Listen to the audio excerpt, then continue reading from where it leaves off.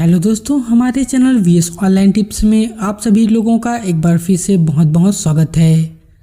Pandit Sundarlal Sharma open university में अगर आप ग्रेजुएशन या पोस्ट ग्रेजुएशन का कोर्स करना चाहते हैं तो दोस्तों ऑनलाइन एडमिशन के लिए फॉर्म यहां पर स्टार्ट हो गया है। सो आज की वीडियो में हम जानेंगे कि अगर आप जो है ओपन यूनिवर्सिटी से बीए, बीएससी या बीकॉम या एमए, एमएससी जैसे कोर्स करना चाहते हैं तो आपको ऑनलाइन फॉर्म कैसे भरना होगा, क्या क्या डॉक्यूमेंट्स लगेगी, कितना फीस लगेगा, पूरी जानकारी आपको इस वीडियो में दी जाएगी। तो चलिए वीडियो शुरू करते हैं। दोस्तों आप यहां पर नोटिफिकेशन देख सकते हैं। पंडित सुंदरलाल शर्मा ओपन यूनिवर्सिटी में जुलाई से जून 2024-25 के लिए एडमिशन के संबंध में इस नोटिफिकेशन को जारी किया गया है। अब यहाँ पर ऑनलाइन एडमिशन फॉर्म है 11 जुलाई 2024 से स्टार्ट हो गया है। इसमें आप 31 अगस्त तक ऑनलाइन फॉर्म भर पाएंगे। अब यहाँ पर कोर्स की बात करें तो देख सकते हैं BA, BSc, BCom, BBA, belief, साथ ही यहाँ पर देख सकते हैं एमए, एमएससी और यहाँ पर पीजी डिप्लोमा जैसे बहुत सारे यहाँ पर कोर्स के लिए आप ऑनलाइन फॉर्म भर पाएंगे। तो चलिए दोस्तों अब जान लेते हैं कि हमें ऑनलाइन फॉर्म कैसे भरना है। पंडित सुंदरलाल शर्मा ओपन यूनिवर्सिटी में ऑनलाइन फॉर्म सबमिट करने के लिए सबसे पहले आप अपने मोबाइल के ब्राउजर को ओपन करेंगे। सर्च बार पर आकर आपको पंडित सुंदरलाल शर्मा यूनिवर्सिटी लिख के सर्च कर देना है। इसके बाद यहाँ पर देखेंगे तो साइट आ जाएगी, आपको यहाँ पर क्लिक करना होगा। अब जैसे ही आप यहाँ पर क्लिक करेंगे पंडित सुंदरलाल शर्मा ओपन यूनिवर्सिटी की ऑफिशियल साइट है हमारे सामने इस प्रकार से ओपन होके आ जाती है। अब इसके बाद आपको इस पेज में थोड़ा सा नीचे आना होगा और यहाँ पर आपको ऑनलाइन सर्विसेज देखने को मिलेगा। नीचे क्लिक हियर लिखा हुआ आता है, यहाँ पर आप क्लिक कर देंगे।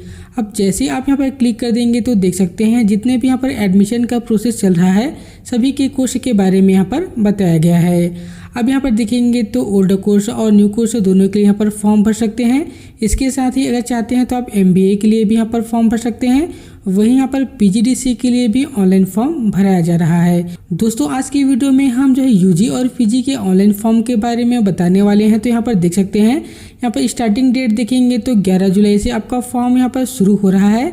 इसमें आप 31 अगस्त तक फॉर्म भर पाएंगे। और फॉर्म भरने के लिए यहाँ पर देखेंगे तो नीचे क्लिक हियर लिखा हुआ आता है, यहाँ पर आपको क्लिक करना होगा।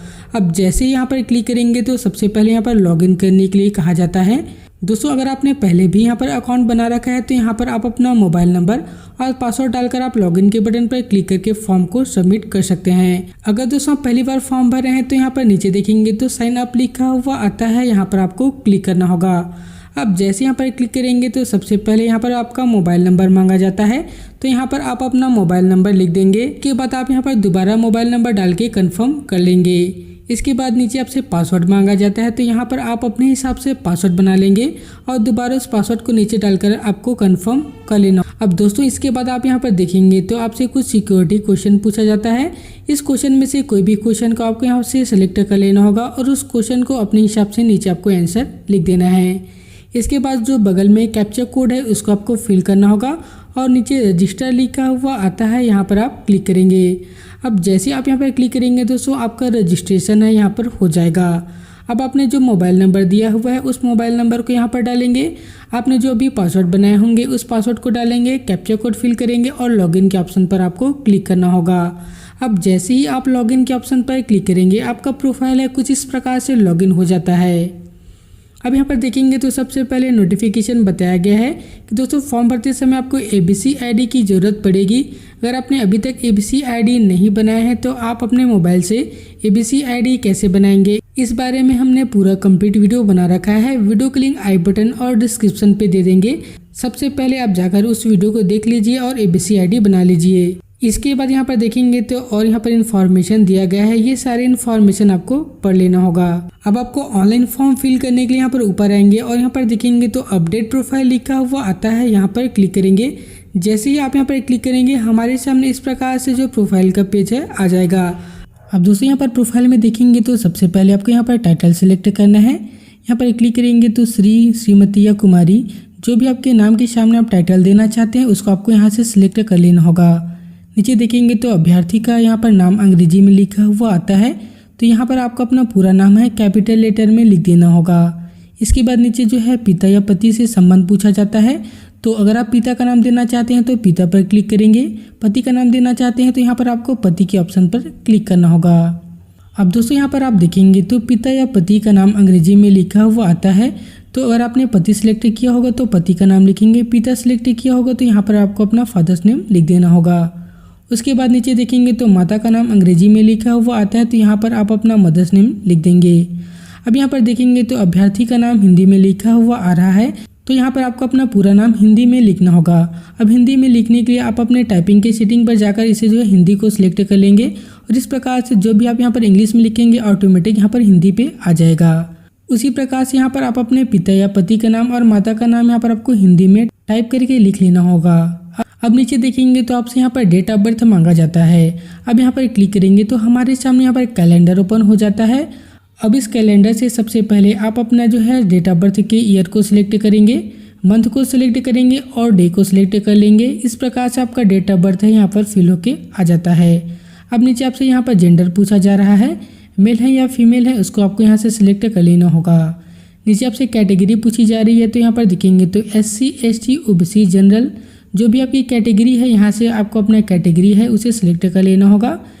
अब दोस्तों नीचे आपसे स्पेशल कैटेगरी यहाँ पर पूछी जा रही है, बंदी, भूतपूर्व सैनिक या जो है शहीद विधवा या स्वतंत्रता सेनानी के अंतर्गत आते हैं, तो उसको आपको सिलेक्ट करना होगा।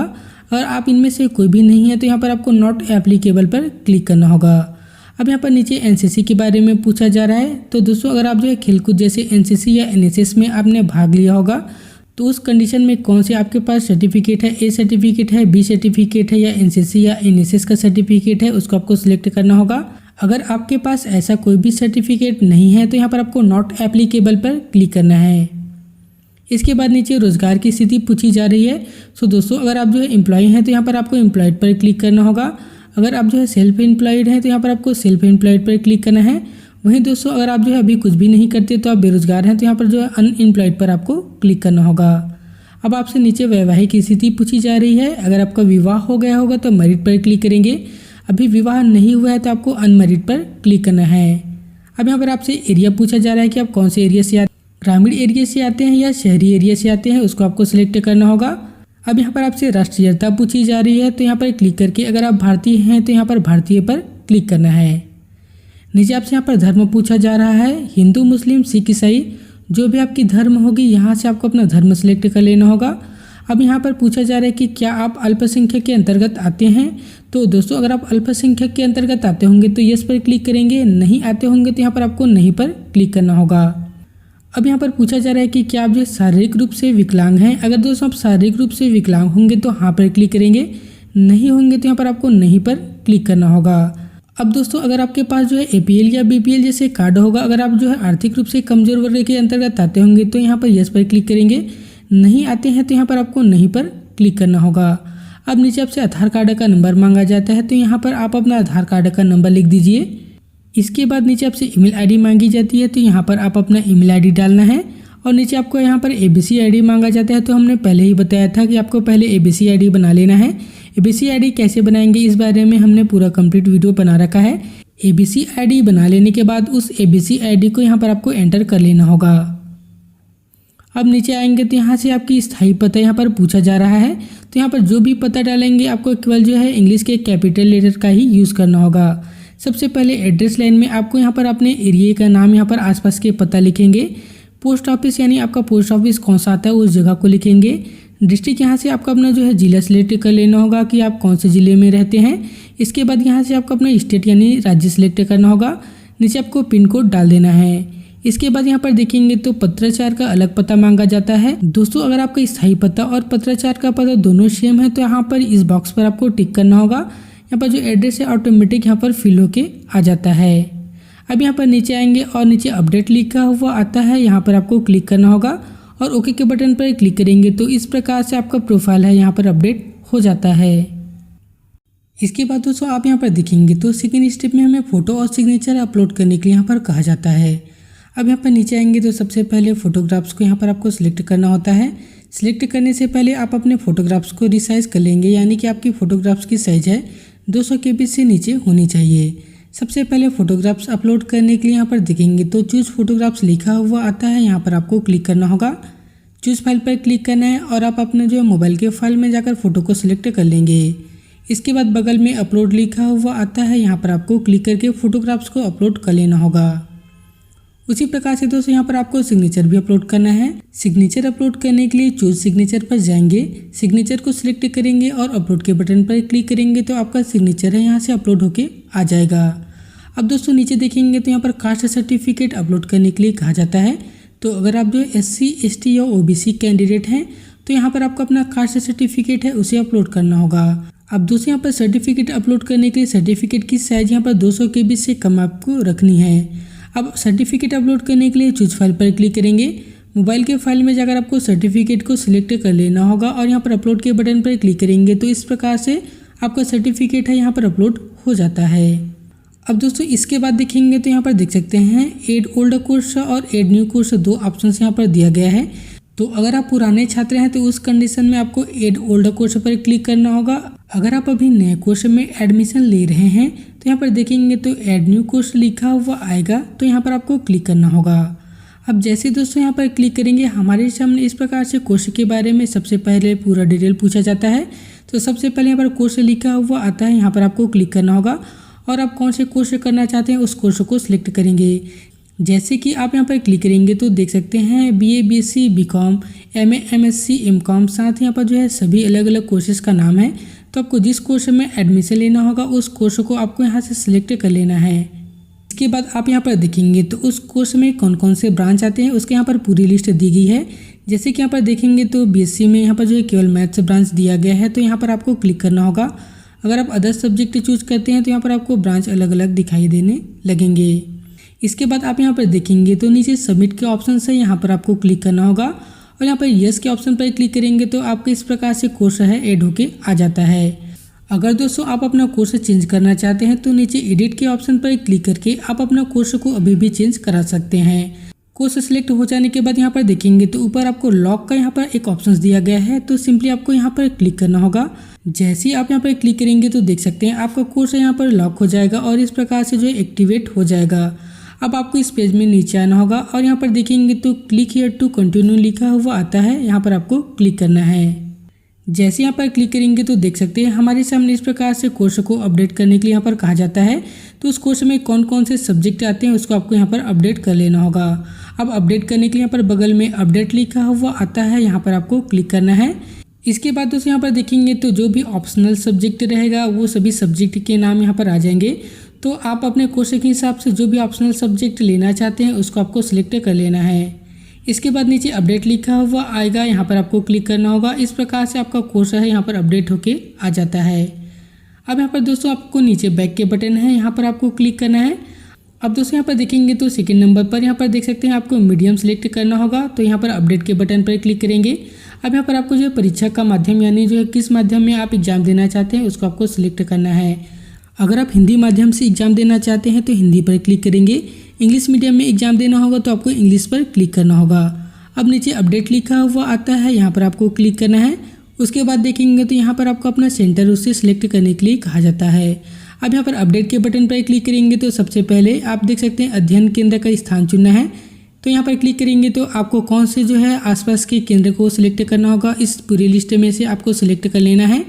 जैसे कि आपको जो भी नज़दीक के एरिया है वहाँ करना चाहते हैं तो उस नज़दीक के एरिया को यहाँ पर सिलेक्ट करेंगे। अब यहाँ पर देखेंगे तो जो भी नज़दीक के एरिया है उसमें कितने सारे अध्ययन केंद्र बनाए गए हैं सभी का लिस्ट आ जाता है। सो आपको जिस भी एग्जामिनेशन सेंटर में एग्जाम देना होगा उसको यहाँ पर आपको सिलेक्ट कर लेना है और इस प्रकार से अपडेट के ऑप्शन पर क्लिक करेंगे। इस प्रकार से आपका यहाँ पर जो है एग्जामिनेशन सेंटर है ऐड होके आ जाएगा। अगर आपको अपना एग्जामिनेशन सेंटर चेंज करना है तो दोबारा आप यहाँ पर क्लिक करके चेंज कर सकते हैं। अब इसके बाद नीचे आएंगे दोस्तों, अब यहाँ पर आपका जो एजुकेशन क्वालिफिकेशन का डिटेल है उसे फिल करने के लिए कहा जाता है। अब यहाँ पर देखेंगे तो अपडेट एजुकेशन क्वालिफिकेशन लिखा हुआ आ रहा है, यहाँ पर हमें सिंपली क्लिक करना होगा। अब जैसे ही आप वहाँ पर क्लिक करेंगे यहाँ पर देख सकते हैं एजुकेशन क्वालिफिकेशन के यहाँ पर जो है पूरा डिटेल आपको फिल करना है। सबसे पहले यहाँ पर जो एग्जाम पास पर क्लिक करेंगे तो सबसे पहले हाई स्कूल यानी कक्षा 10वीं का यहाँ पर डिटेल डालना होगा। अब यहाँ पर हाई स्कूल सिलेक्ट करेंगे, यहाँ पर रोल नंबर मांगा जाता है तो हाई स्कूल का रोल नंबर लिख देंगे। कौन से बोर्ड से आपने जो है 10th किया हुआ है उस बोर्ड को लिखेंगे।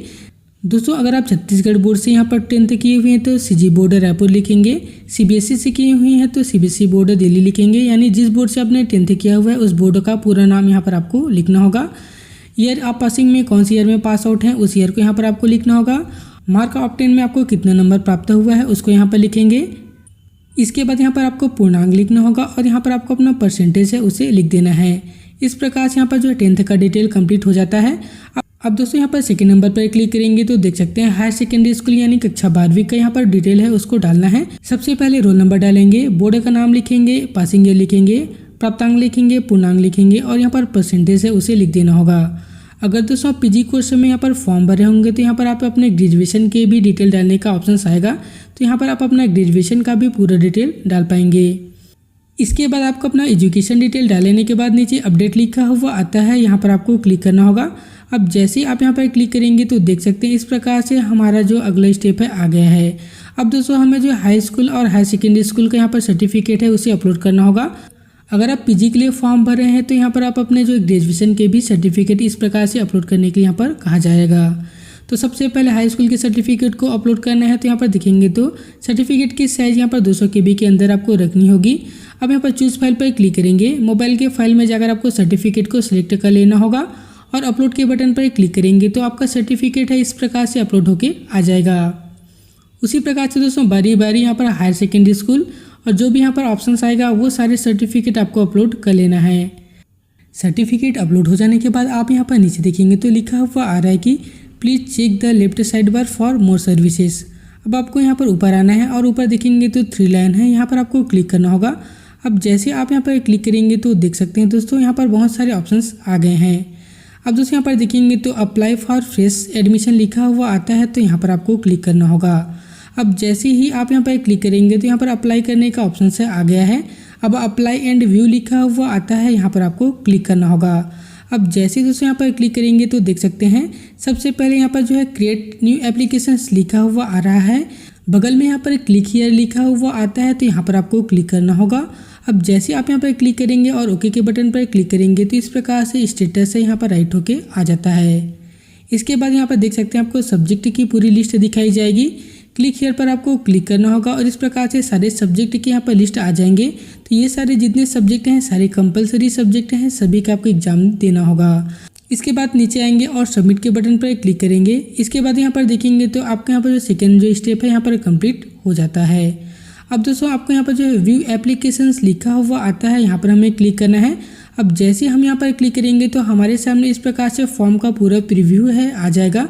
जो भी आपने इन्फॉर्मेशन दिया होगा सारे इन्फॉर्मेशन एक बार चेक कर लेना है। अब नीचे आएंगे तो यहाँ पर हमें फीस का अमाउंट देखने को मिल जाएगा। अब दोस्तों आप यहाँ पर देखेंगे तो यहाँ पर पूरे फीस के बारे में बताया गया है। जो भी आप कोर्स सेलेक्ट करेंगे उस हिसाब से यहाँ पर अलग अलग फीस है आपको देखने को मिल जाएगा। अब दोस्तों आपको ऑनलाइन फीस पेड करने के लिए यहाँ पर देखेंगे तो पे फी ऑनलाइन लिखा हुआ आता है, यहाँ पर क्लिक करेंगे। अब यहाँ पर देखेंगे तो यस कंटिन्यू फॉर पेमेंट लिखा हुआ आता है, यहाँ पर क्लिक करेंगे और इस प्रकार से आपका जो पेमेंट करने के यहाँ पर पूरा पेमेंट गेटवे है आ जाएगा। यहाँ पर HDFC है तो यहाँ पर HDFC पर आपको सिलेक्ट रहने देना है। अब नीचे आपको प्रोसीड का ऑप्शन है, यहाँ पर आपको क्लिक करना होगा। अब जैसे दोस्तों आप यहाँ पर क्लिक करेंगे तो देख सकते हैं हमारे सामने इस प्रकार से पेमेंट के बारे में यहाँ पर पूरा इन्फॉर्मेशन दिया गया है। ये सारी इन्फॉर्मेशन आपको पढ़ लेने होंगे। अब जैसे ही दोस्तों आप यहाँ पर क्लिक करेंगे तो देख सकते हैं हमारे सामने यहाँ पर पेमेंट करने का पेज है आ जाएगा। अब आपको यस के ऑप्शन पर क्लिक करना है। अब यहाँ पर दिखेंगे तो नेट बैंकिंग, डेबिट कार्ड है, क्रेडिट कार्ड है और UPI का ऑप्शन दिया गया है। तो आपको जिस मेथड से पेमेंट करना है आपको उस मेथड को सिलेक्ट कर लेना होगा। अगर दोस्तों आप QR कोड यानी फ़ोनपे या गूगल पे से पेमेंट करना चाहते हैं तो UPI पर क्लिक करेंगे। अब जैसे आप यहाँ पर क्लिक करेंगे तो देख सकते हैं यहाँ पर आपको QR कोड जनरेट करने के लिए कहा जाता है। तो जनरेट QR कोड पर आपको क्लिक करना होगा। इस प्रकार से QR कोड है आ जाएगा। अब दोस्तों इस QR कोड को सबसे पहले आपको स्क्रीनशॉट ले लेना होगा और अब अपने मोबाइल के फ़ोनपे या गूगल पे से स्कैन करके आपको पेमेंट को कर देना है। पेमेंट कंप्लीट हो जाने के बाद आपको दोबारा इसी पेज पर आना है और यहाँ पर देखेंगे तो सक्सेसफुल इस प्रकार से हो जाएगा। अब दोस्तों देख सकते हैं आपको इस प्रकार से जो एप्लीकेशन का पूरा जो फॉर्म है देखने को मिल जाएगा। इसके बाद पेज में नीचे आकर आपको प्रिंट के बटन पर क्लिक करके इस एप्लीकेशन फॉर्म को आपको प्रिंट कर लेना होगा। इसके बाद दोस्तों आपने जो भी परीक्षा सेंटर सिलेक्ट किया हुआ है उस परीक्षा सेंटर में जाकर इस एप्लीकेशन फॉर्म को वहाँ पर जो जमा कर देंगे और आगे की इन्फॉर्मेशन वहाँ पर आपको पूरी मिल जाएगी। तो दोस्तों इस प्रकार से देख सकते हैं आप पंडित सुंदरलाल शर्मा में ग्रेजुएशन और पोस्ट ग्रेजुएशन के ऑनलाइन एडमिशन फॉर्म भर पाएंगे। तो यह वीडियो कैसी लगी नीचे कमेंट करके ज़रूर बताएं। ऐसे ही और अपडेट पाने के लिए चैनल को सब्सक्राइब कर लीजिए।